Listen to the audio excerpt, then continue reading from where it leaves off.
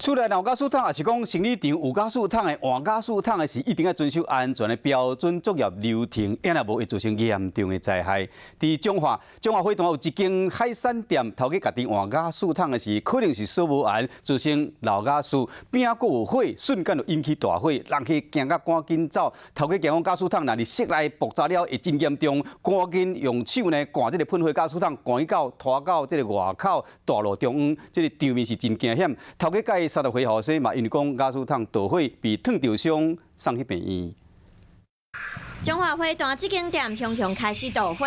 伫门口等的人客惊甲赶紧对外口撞，刷落来头家自店内甲一罐当咧喷火加速桶拖去车路中，加速桶直直喷火，